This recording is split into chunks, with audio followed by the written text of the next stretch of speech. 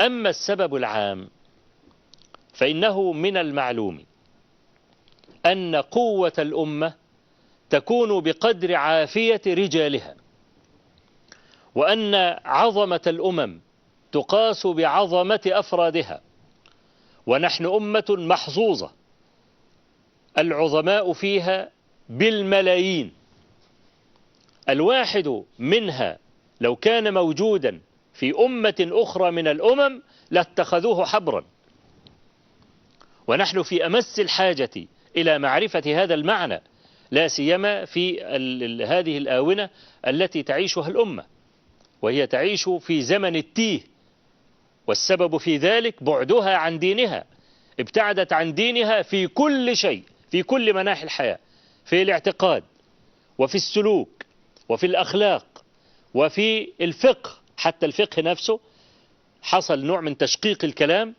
ولم يعد الفقه سهلا ولا جميلا بسبب تفريع الكلام وأخذ كلام المتأخرين والإعراض عن كلام الأئمة المتقدمين.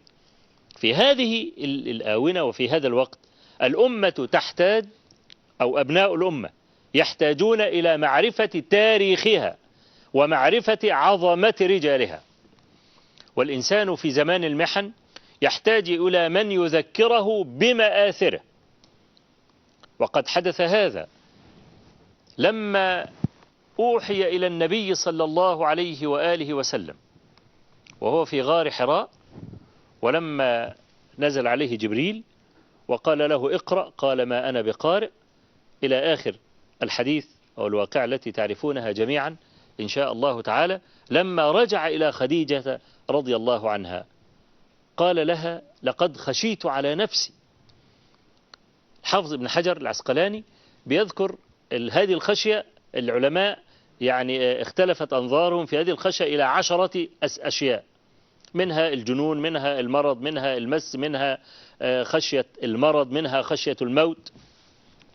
لقد خشيت على نفسي، وهو في هذه المحنة قالت له خديجة رضي الله عنها كلا والله لا يخزيك الله أبدا، واستدلت على أنه لا يخزى بما له من المآثر ومكارم الأخلاق.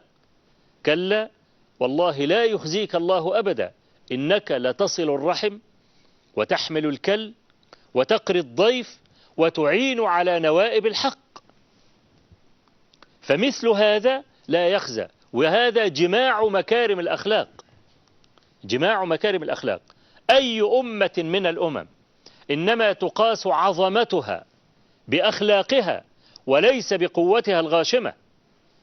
لما تكون في أمة من الأمم فيها كل أنواع الأمراض بدءا من الشرك بالله عز وجل إلى كل الموبقات والفواحش، فهذه لو كان لها قوة فهي مخراق لاعب، بخلاف الأمم التي تقيدها الأخلاق كأمة الإسلام.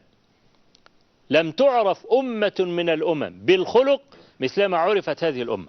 ليه؟ لنبل رجالها وعافية أفرادها.